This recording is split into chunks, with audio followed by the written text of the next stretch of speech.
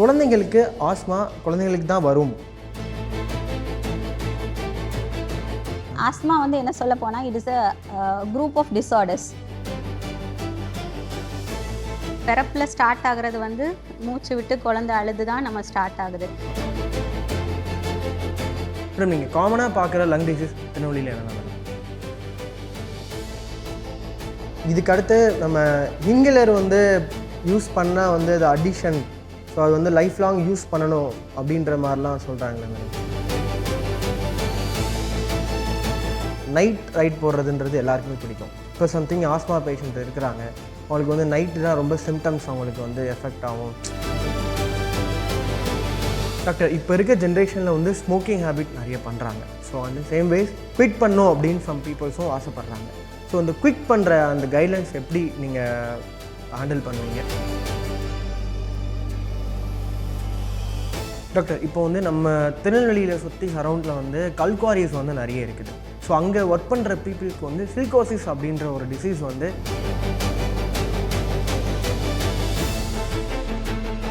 Ma'am night வந்து deep ஸ்லீப்பில் இருக்கும்போது கண்டினியூஸ்டாக இருமல் வர்றதுலாம் எப்படி மேம்? அது வந்து ரொம்ப கிரிட்டிக்கல் தானா இல்லை நார்மலாக? ஆஸ்மா வந்து குணமாகுமா?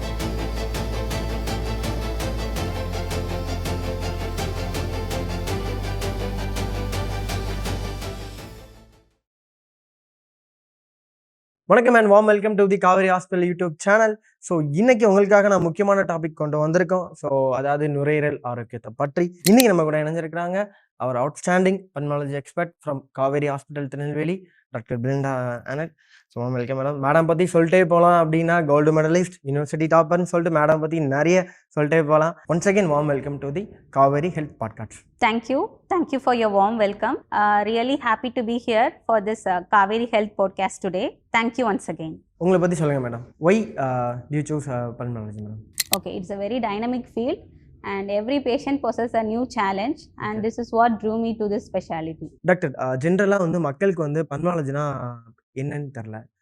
சிம்பிளாக உங்களுக்கு தெரிஞ்ச ஸ்டைலில் நீங்கள் சொல்லிடலாமா வியூவர்ஸ்க்கு? பல்மாலஜி என்பது வந்து நுரையீரல் மற்றும் சுவாச குழாய் சம்பந்தப்பட்ட பிரிவு. We deal with diseases which is related to lungs and respiratory system. We diagnose and treat those conditions. And respiratory systemங்கிறது என்னதுன்னா, நம்ம சுவாசிக்கும் போது காற்று வந்து மூக்கு வழியா போய் தொண்டை வழியா போய் சுவாச குழாய் ட்ரக்கியா அதுக்குள்ள போய் நம்ம நுரையீரல் 2 நுரையீரலுக்குள்ளேயும் போய் அதுல வந்து ஆக்சிஜனை பிரிச்சு எடுத்து ஆக்சிஜனை வந்து நம்ம ரத்தத்துக்கு போய் சேர்க்குது.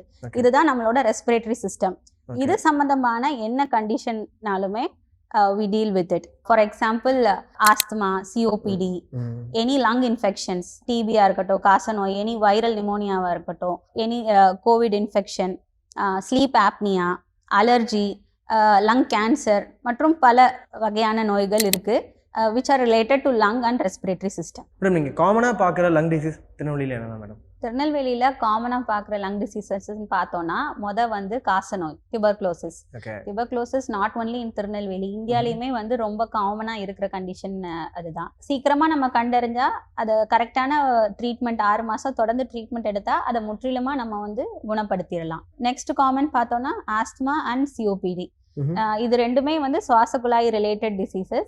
இது சிஓபிடி வந்து பெரும்பாலும் புகைப்பிடிக்கிறவங்க plus second hand smoke exposure உள்ளவங்களுக்கு காமனா இருக்கக்கூடியது. இதுக்குமே வந்து நிறைய ட்ரீட்மெண்ட் ஆப்ஷன்ஸ் இருக்கு நம்மகிட்ட. நெக்ஸ்ட் காமன் பார்த்தோம்னா ஸ்லீப் ஆப்னியா. ஸ்லீப் ஆப்னியா வந்து ரொம்ப ப்ரிவலண்டா இருக்கு. பட் வந்து ரொம்ப கம்மியான மக்கள் தான் அதை வந்து அதுக்கு அவேர்னஸோட அதை வந்து கண்டறியறதுக்கு சீக்கிரம் வராங்க. மேடம், இந்த காமன் டிசீஸில் வந்து டிபின்னு ஃபஸ்ட்டு சொன்னீங்களா மேடம்? ஸோ அதை பற்றி கொஞ்சம் எலாபரேட்டாக நீங்கள் சொல்லலாம்.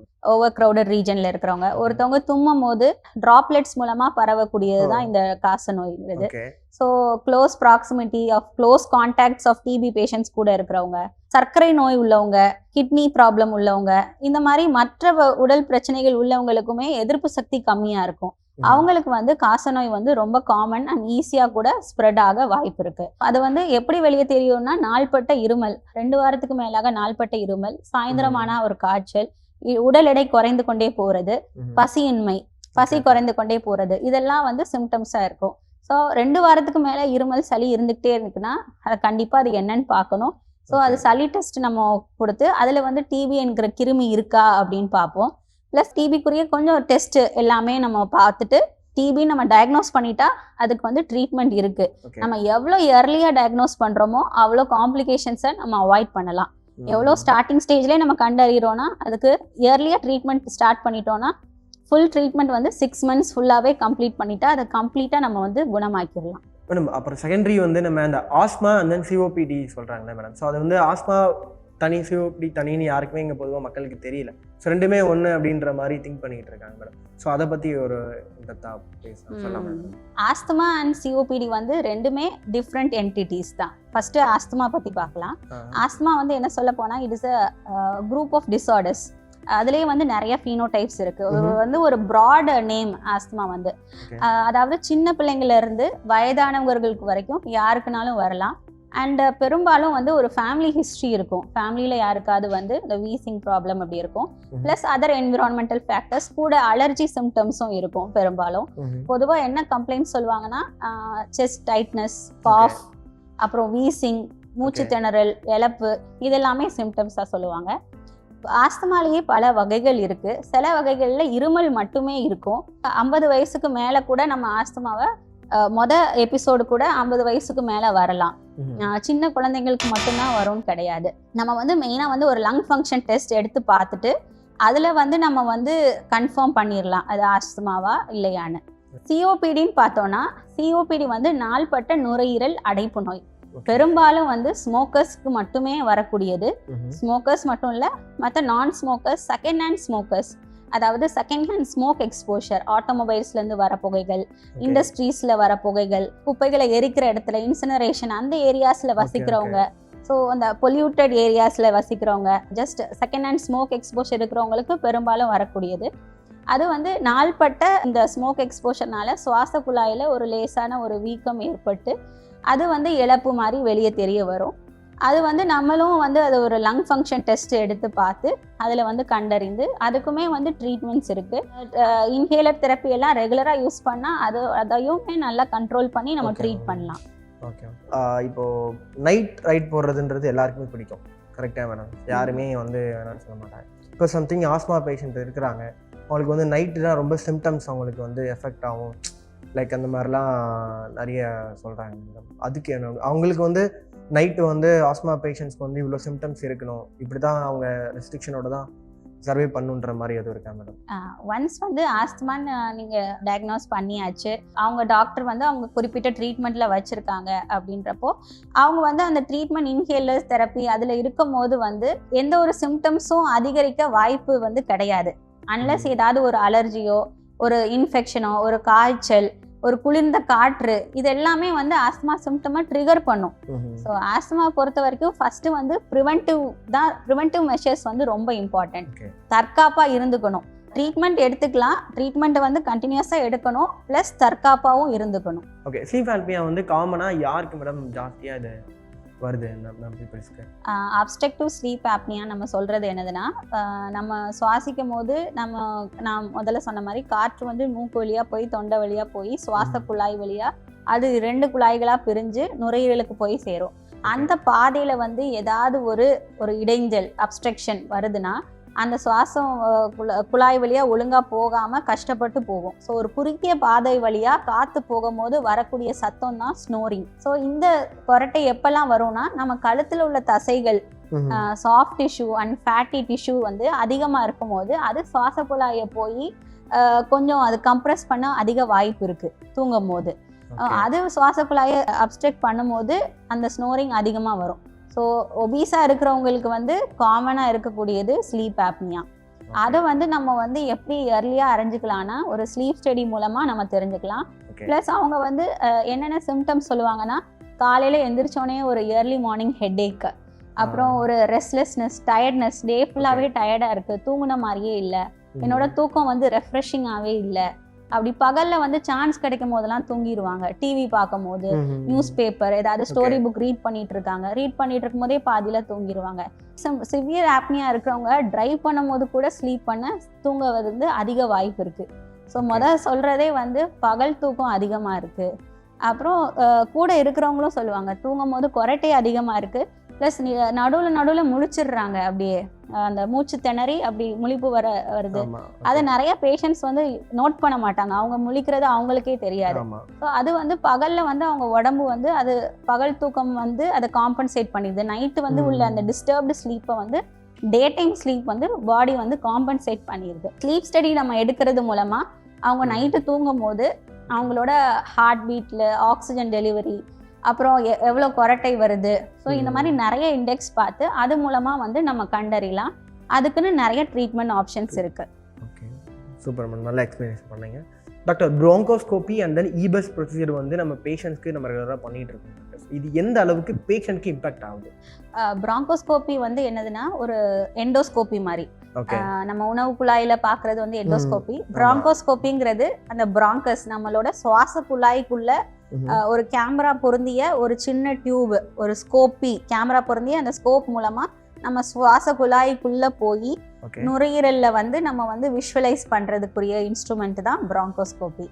அது வந்து எப்பெல்லாம் யூஸ்ஃபுல்லா இருக்கும் அப்படின்னு பார்த்தோம்னா, நம்ம வந்து நுரையீரல் தொற்று நோய் உள்ளவங்க சில பேருக்கு வந்து நம்ம வந்து அது என்ன கிருமியினால அவங்களுக்கு அந்த தொற்று நோய் வந்திருக்கு, எந்த கிருமினால அவங்களுக்கு நிமோனியா வந்திருக்கு அப்படின்னு நம்ம கண்டறியணும். அப்படின்னா அவங்களுக்கு வந்து வந்து நம்ம பார்க்கக்கூடியது வந்து அந்த சளி எடுத்து ஒரு டெஸ்ட் பண்ணுவோம். அப்படி பண்ண முடியல அவங்கனால, அவங்களுக்கு வந்து சளி உற்பத்தி அவ்வளவோ இல்லை, பட் தொற்று நோய் வந்து அதோட வீரியம் அதிகரிச்சுட்டே இருக்கு, அதனால காய்ச்சல், ஹாஸ்பிட்டல் அட்மிஷன் மாதிரி இருக்கு அப்படின்னு உள்ளவங்களுக்கு நம்ம வந்து அந்த ப்ராங்கோஸ்கோபி மூலமா நம்ம உள்ள சுவாச குழாய் போய் நுரையீரல்ல அந்த பர்டிகுலர் பகுதியில எங்க கிருமி அந்த இன்ஃபெக்ஷன் இருக்கோ அங்க போய் நம்ம வந்து ஒரு சாம்பிள் எடுத்துட்டு அதை வந்து நம்ம டெஸ்ட்டுக்கு அனுப்பி நம்ம சீக்கிரமா நம்ம வந்து கண்டறியலாம். அதுக்கு தகுந்த மாதிரி நம்மளோட ட்ரீட்மெண்ட்டையே நம்ம மாற்றலாம். ஸோ இது வந்து one of the uses of bronchoscopy. மற்றும் நம்ம பயாப்சி எடுக்கிறதுக்கு, அப்புறம் ஏதாவது வந்து நம்ம ஒரு இடத்துல இருந்து ரத்தம் வருது அதை வந்து கட்டுப்படுத்துறதுக்கு, இந்த மாதிரி பல விஷயங்களுக்கு நம்ம வந்து ப்ராங்கோஸ்கோபி யூஸ் பண்ணுவோம். டாக்டர், அப்படி இந்த இபஸ் பற்றி கொஞ்சம் டீட்டெயிலாக சொல்லுங்க டாக்டர். ஓகே, இபஸ் அப்படின்னா எண்டோப்ராங்கியல் அல்ட்ராசவுண்ட். அல்ட்ராசவுண்ட் பற்றி நீங்கள் கேள்விப்பட்டிருப்பீங்க. நார்மலாக வந்து வயிற்றுல வந்து நம்ம ஒரு ஸ்கேன் ப்ரோப் வச்சு ப்ரெக்னெண்ட்டாக உள்ளவங்களுக்கு எல்லாமே ஸ்கேன் பார்க்குறது எல்லாமே அந்த அல்ட்ராசவுண்ட் ப்ரோப் வச்சு பார்ப்பாங்க. ஸோ அதே டெக்னாலஜி வந்து ப்ராங்கோஸ்கோபிக்குள்ளேயும் பொருந்தி, ஸோ நம்ம ப்ராங்கோஸ்கோப் மூலமாக நுரையீரலுக்கு போய் அந்த அல்ட்ராசவுண்ட் டெக்னாலஜியும் யூஸ் பண்ணி நுரையீரலை சுற்றியுள்ள அந்த ஸ்ட்ரக்சர்ஸையும் நம்ம வந்து விஷுவலைஸ் பண்ணிக்கலாம். So not only the pathway, நம்ம போகிற பாத்வேல ஒரு கேமராவோட அடிஷ்னலாக சுற்றியுள்ள ஸ்ட்ரக்சர்ஸ், அதை சுற்றி பக்கத்தில் உள்ள ஸ்ட்ரக்சர்ஸையும் விஷுவலைஸ் பண்ணுறது தான் எண்டோப்ராங்கியல் அல்ட்ராசவுண்ட். ஸோ நம்ம இதை பார்க்கறது மூலமாக அந்த பக்கத்தில் உள்ள லிம்ஃப் நோட்ல இருந்து ஒரு பயாப்சி எடுக்கிறது, நுரையீரல் கேன்சர் உள்ளவங்களுக்கு வந்து நம்ம வந்து ஈஸியாக பயாப்சி எடுக்கிறதுக்கு ரொம்ப ஹெல்ப்ஃபுல்லாக இருக்கும். அதே மாதிரி கேன்சர் உள்ளவங்களுக்கு வந்து அவங்க எந்த ஸ்டேஜில் இருக்காங்க அப்படின்னு கண்டறிகிறதுக்கு ஒரு இம்பார்ட்டண்டான டூல் தான் இந்த எண்டோப்ராங்கியல் அல்ட்ராசவுண்ட். இது மூலமாக நம்ம வந்து எந்த ஸ்டேஜில் இருக்காங்கன்னு கண்டுபிடிச்சிட்டா அதுக்குரிய ட்ரீட்மெண்ட்டை வந்து நம்ம வந்து கொடுக்கலாம். ஸோ இதெல்லாமே இபஸோட அட்வான்டேஜஸ். சூப்பர் மேடம், நல்ல எக்ஸ்ப்ளனேஷன் கொடுத்தீங்க மேடம். கண்டிப்பாக எல்லாருக்கும் யூஸ்ஃபுல்லாக இருக்கும். டாக்டர், இப்போ இருக்க ஜென்ரேஷனில் வந்து ஸ்மோக்கிங் ஹேபிட் நிறைய பண்ணுறாங்க. ஸோ அந்த சேம் வேஸ் குவிட் பண்ணும் அப்படின்னு சம் பீப்புள்ஸும் ஆசைப்படுறாங்க. ஸோ அந்த குவிட் பண்ணுற அந்த கைட்லைன்ஸ் எப்படி நீங்கள் ஹேண்டில் பண்ணுவீங்க? அண்ட் தென் குவிட் பண்ணணும்னு நினைக்கிற பீப்புள்ஸ்க்கு எப்படி நீங்கள் கைட் கொடுக்கலாம்? பெரும்பாலும் வந்து ஸ்மோக்கர்ஸும் வருவாங்க, மூச்சு திணறல், காஃப் இருக்குது, நாள்பட்ட இருமல் இருக்குது அப்படின்னு சொல்லிட்டு வருவாங்க. நீங்கள் ஒரு ப்ராவர்ப் கூட கேட்டிருப்பீங்க, like realisation is the first step for repentance. First வந்து அதை நம்ம குவிட் பண்ணணும்னு அந்த ரியலைஸ் பண்ணுறது தான் வந்து ஃபர்ஸ்ட் ஸ்டெப்பு. அவங்க வந்து அதுலேருந்து அதை விடணும்னு நினைக்கிறாங்க, பட் வந்து அந்த அடிக்ஷன்னால அவங்களால அதை ஃபுல்லாகவே குவிட் பண்ண முடியல. ஸோ அவங்களுக்குமே வந்து நிறைய வந்து சப்போர்ட் நம்ம கொடுப்போம். ஸ்மோக்கிங்கில் ரொம்ப அடிக்டிவ் சப்ஸ்டன்ஸ் வந்து அந்த நிக்கோட்டின். ஸோ அந்த நிக்கோட்டினை வந்து நம்ம ரீப்ளேஸ்மெண்ட் தெரப்பியாக வந்து ஜஸ்ட் எப்பெல்லாம் வந்து அவங்களுக்கு அந்த ஸ்மோக்கிங் அர்ஜஸ் இருக்கோ அந்த டைம் வந்து எதர் நிக்கோட்டின் இந்த ஃபார்ம் ஆஃப் சூயிங் கம்ஸோ லொசெஞ்சன்ஸ் ஆர் பேச்சஸ் மூலமாக நிக்கோட்டின், ஜஸ்ட் நிக்கோட்டின் கிடைக்கும். அதை வந்து நம்ம ஃபர்ஸ்ட் ப்ரிஸ்கிரைப் பண்ணுவோம். எப்பெல்லாம் அவங்களுக்கு தோணுதோ அந்த டைம் வந்து ஜஸ்ட் இந்த nicotine supplements replacement therapy use பண்ணுவாங்க.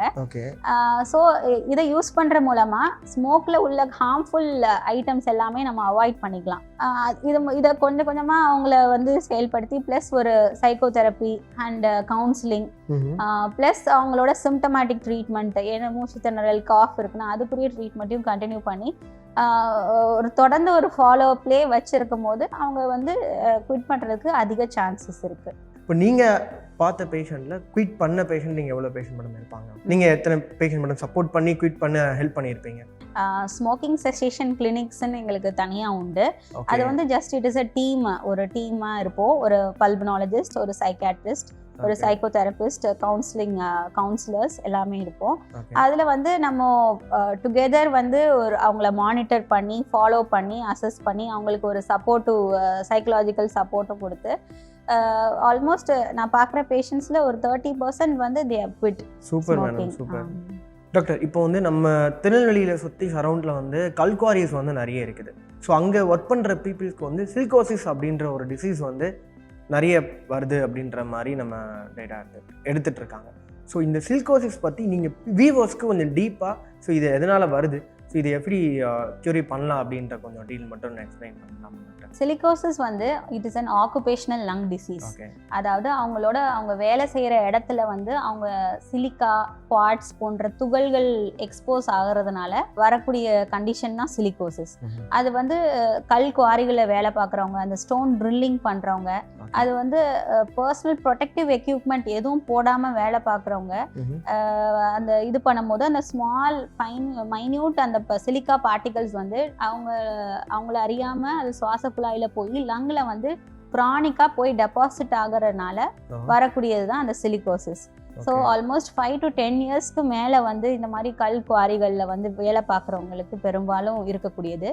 அவங்க வந்து நாள்பட்ட இந்த துகள்கள் வந்து நுரையீரலில் போய் டெபாசிட் ஆகிறதுனால அது ஒரு வடு மாதிரி, நீங்காத வடு மாதிரி ஃபார்ம் ஆகிட்டே வரும் நுரையீரல். ஸோ வந்து it is an irreversible condition. அது வந்து ஒன்ஸ் ஃபார்ம் ஆயிடுச்சுன்னா அதை வந்து கம்ப்ளீட்டாக க்யூர் பண்ணவே முடியாது. ஸோ அது எந்த ஸ்டேஜிங்கில் இருக்குன்ற பொறுத்து நம்மளுக்கு வந்து very few treatment options are available. மெயினாக வந்து இதை ப்ரிவென்ட் பண்ணுறதுக்கு வந்து மெயினாக வந்து அவங்க வந்து தற்காப்பு எக்யூப்மெண்ட்ஸை வந்து அவங்க போட்டுட்டு இந்த மாதிரி ஹை ரிஸ்க் ஏரியாஸ், குவாரிஸில் வேலை பார்க்குறவங்க கண்டிப்பாக அந்த அவேர்னஸ் இருக்கணும் அவங்களுக்கு.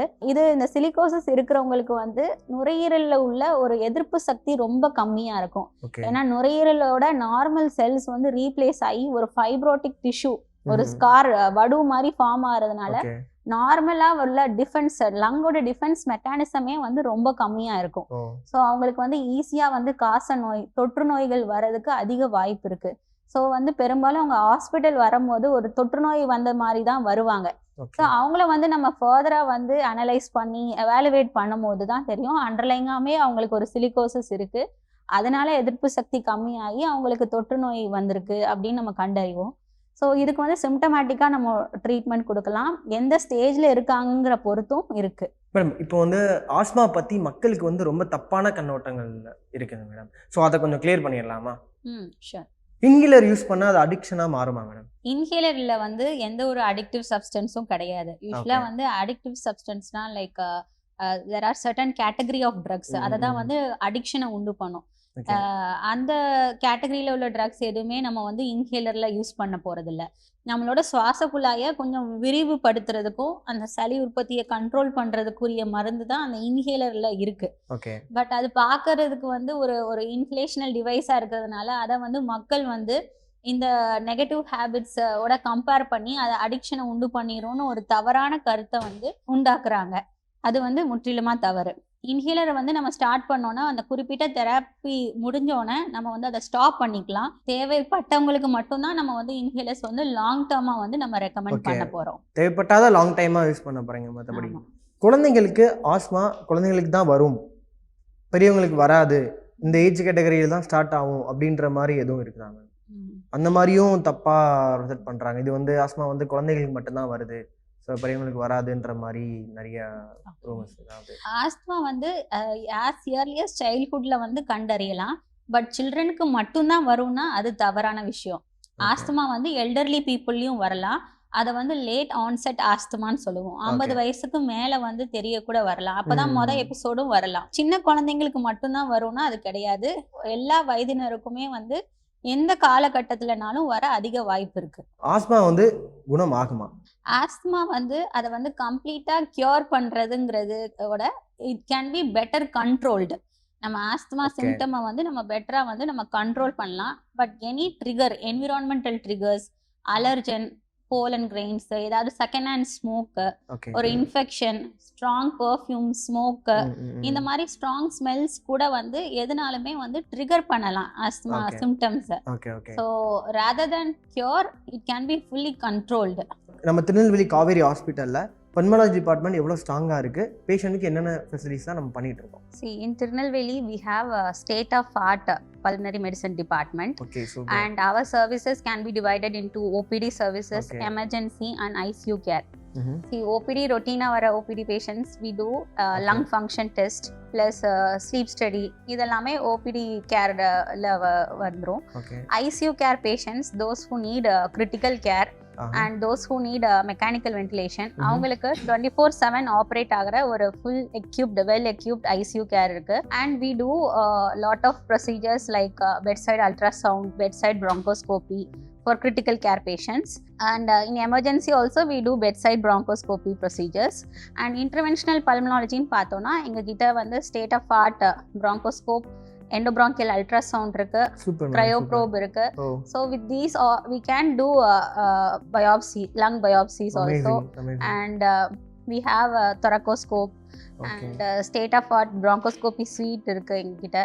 So all the latest equipments are there in Kaveri Hospital. It is a well established department. Super ma'am. இந்த டிபார்ட்மெண்ட்ல இவ்வளோ எக்யூப்மெண்ட், இவ்வளோ ஃபெசிலிட்டிஸ் இருக்குன்றதோட நீங்க இருக்கீங்கன்றதும் ரொம்ப இம்பார்ட்டன்ட்னு நான் நினைக்கிறேன். ஸோ நம்ம நுரையீரலை ஆரோக்கியமாக பார்த்துக்கிறதுக்கு நம்ம என்னெல்லாம் செய்யலாம், என்னெல்லாம் செய்யக்கூடாது? For healthy lungs வந்து first வந்து avoid smoking, either active or passive smoking.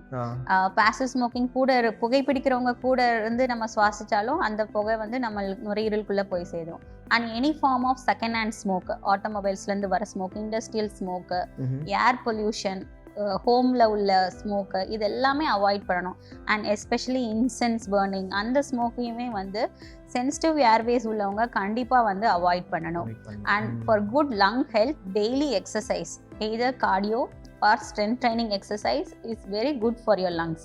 ஏன்னா ஒவ்வொரு வருஷம் நம்ம ஏஜ் ஆக ஆக நம்மளோட லங் ஃபங்க்ஷன் வந்து 10% வந்து கம்மியாயிட்டே தான் வரும். ஸோ இந்த மாதிரி நம்ம எக்ஸசைசஸ்லாம் பண்ணுறதுனால நம்மளோட லங் கெப்பாசிட்டி வந்து நம்ம வந்து அதை வந்து ஸ்லோவாக வந்து டவுன் ஆகிறதுக்கு வந்து நம்ம ஹெல்ப் பண்ணுறோம். ஸோ உங்களோட லங் ஃபங்க்ஷன் டெஸ்ட்டையும் இயர்லி பார்க்குறது ரொம்ப நல்லது. Good lung health will lead to a healthy life. Great ma'am, great. நீங்கள் கடைசி சொன்னதான் உண்மை மேம். இப்போ ரீசெண்டாக நீங்கள் ரொம்ப கிரிட்டிக்கலான கேஸ் எதுவும் ஹேண்டில் பண்ணது, இதை ரொம்ப சக்ஸஸான கேஸ் எதுவும் இருந்துச்சா கொஞ்சம் ஷேர் பண்ணலாம்? ரீசென்ட்லி எங்கள் பல்மனரி மெடிசன் டிபார்ட்மெண்ட் வந்து வி ஹேட் அ கேஸ். ஒரு 35 years ஓல்டு மேல் வந்து ஒரு நாள்பட்ட சளி, இருமல், மூச்சு திணறல்னு சொல்லி நிறைய ஹாஸ்பிட்டல் போய் அப்புறம் எங்ககிட்ட வந்திருந்தாங்க. இனிஷியலாக டயக்னோஸ் பண்ணதில் சிடியில் வந்து ஒரு நுரையீரல் சுவாச குழாய் பாதையில் வந்து ஒரு சின்ன கட்டி இருந்தது. அந்த கட்டி வந்து அந்த நுரையீரல் பாகத்தை வந்து விரிய விடாம தடுத்து அதில் ஒரு நிமோனியா உண்டாகி கிருமி வச்சு ரொம்ப அவதிப்பட்டு இருந்திருக்காங்க. இந்த சுவாச குழாயில் உள்ள இந்த கட்டியை வந்து எங்கள் டிபார்ட்மெண்ட்டில் உள்ள காவேரி ஹாஸ்பிட்டல் டிபார்ட்மெண்ட்டில் உள்ள எல்லா டாக்டர்ஸும் டீமாக சேர்ந்து ப்ராங்கோஸ்கோபி மூலமாக நம்ம அந்த டியூமரை வந்து விஷுவலைஸ் பண்ணி அதை வந்து இன்னொரு ஒரு ரிஜிட் ப்ராங்க் மூலமாக அந்த ஒரு பாதையை கிரியேட் பண்ணி அது மூலமாக ப்ராங்கோஸ்கோபி உள்ளே விட்டு அந்த கட்டியை வந்து ப்ளீட் ஆகாமல் இருக்கிறதுக்கு கொஞ்சம் மருந்துகள் செலுத்தி அதை வந்து ஒரு க்ரையோ மூலமாக நாங்கள் வந்து அதை வெளியெடுத்து ப்ளீடிங் வந்து ஆகாததுக்கு கொஞ்சம் டெக்னிக்ஸ் எல்லாம் யூஸ் பண்ணி அதை வந்து நம்ம சக்ஸஸ்ஃபுல்லாக ரிமூவ் பண்ணோம். அதுதான் ரீசெண்டாக நாங்கள் காவேரி ஹாஸ்பிட்டலில் பண்ண ஒரு இன்ட்ரெஸ்டிங் கேஸ். அண்ட் பேஷண்ட்டும் நல்லா ரெக்கவர் ஆகி போனாங்க. இப்போ ஃபாலோஅப்பில் வந்து is without any symptoms. Great ma'am. இதான் உங்களோட பேக் போன். நீங்கள் காவேரியில் இருக்கிறது ஒரு பெரிய பேக் போன் நினைக்கிறேன் மேம். இப்போ என்னோட லங்ஸ் வந்து நல்ல ஆரோக்கியமாக இருக்குது அப்படின்றது நானே எப்படி மேடம் டெஸ்ட் எடுத்துக்கிறது, எப்படி செக் பண்ணிக்கிறது? நீங்களா செக் பண்ணிக்கிறதுக்கும் சில டெஸ்ட் இருக்கு. இப்போ ஒரு சிங்கிள் பிரெத்ல வந்து 45 செகண்ட்ஸ்க்கு மேல உங்களால 45 கவுண்ட் வரைக்கும் மேல அதுக்கும் மேல வந்து உங்களால கவுண்ட் பண்ண முடியும்னா you have a very good lung reservoir. முடியும் மேடம். என்னால lung health செக் பண்ணி பார்க்கலாமா? சரி மேடம், செக் பண்ணி பார்த்தலாம் மேடம். ஸோ நீங்கள் எண்ணிக்கோங்க. So time எண்ணிப்பேன். வரட்டும், பார்க்கலாம், செக் பண்ணிக்கலாம், வியூஸ் பார்க்கலாம்.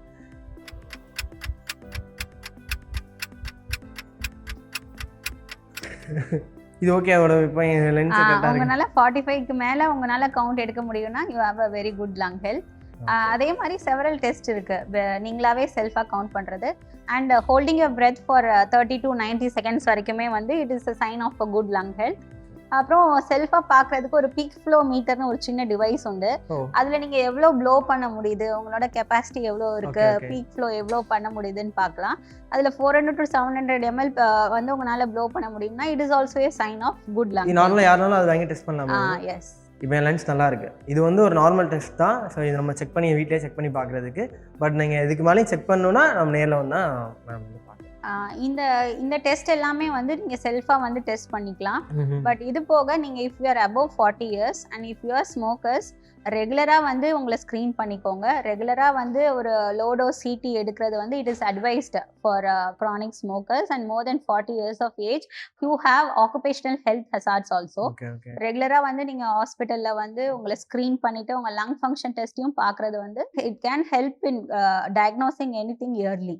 மேம் நைட்டு வந்து டீப் ஸ்லீப்ல இருக்கும்போது கண்டினியூஸாக இருமல் வரதெல்லாம் எப்படி மேம்? அது வந்து ரொம்ப கிரிட்டிக்கல் தானா இல்லை நார்மலா? நைட்டு மட்டும்தான் இருமல் இருக்கு அப்படின்னு பார்த்தோம்னா, தூங்க போன உடனே இருமல் இருக்கா இல்லை தூங்கி கொஞ்சம் நேரம் கழிச்சு இருமல் இருக்கான்னு பார்ப்போம்.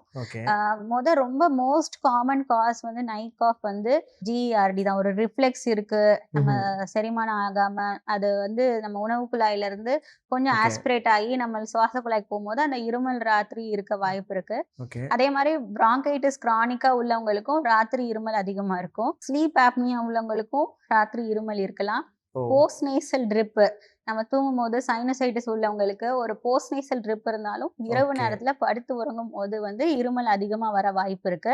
டாக்டர், கடைசியாக நம்ம வியூவர்ஸ்க்கு நீங்க என்ன மெசேஜ் சொல்ல விரும்புறீங்க? பிறப்புல ஸ்டார்ட் ஆகுறது வந்து மூச்சு விட்டு குழந்தை அழுதுதான் நம்ம ஸ்டார்ட் ஆகுது. அண்ட் இந்த டெத்துமே நம்ம சொல்றது வந்து அட் ஹிஸ் லாஸ்ட் பிரெத் அப்படின்னு தான் சொல்றோம். ஸோ அந்த பிரெத் வந்து ரொம்ப இம்பார்ட்டண்ட். அண்ட் ஒரு நாளைக்கு நம்ம ஆல்மோஸ்ட் 20,000 பிரெத்ஸ் எடுக்கிறோம். ஸோ அண்ட் அந்த ஒவ்வொரு பிரெத்துமே வந்து ஹெல்த்தியாக இருக்கிறதுக்கு என்னெல்லாம் பண்ணணும்னு நம்ம பார்த்தோம். அதை வந்து நம்ம வந்து ரெகுலராக ஃபாலோ பண்ணி ரெகுலர் செக்அப் பண்ணி நம்மளுக்கு எதுவும் ஒரு சிம்டம்ஸ் இருந்தாலும் சால்ட்டாக விடாமல் அதை அட்ரஸ் பண்ணி அதை வந்து என்னன்னு தெரிஞ்சுக்கிறது ரொம்ப important. For a good healthy life have a healthy lungs.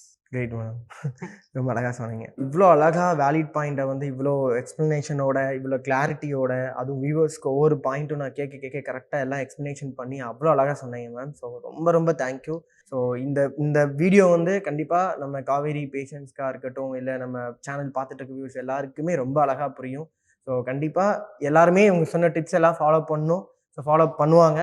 So thank you so much ma'am. அடுத்த வீடியோவில் கண்டிப்பாக நம்ம சந்திப்போம். தேங்க்யூ.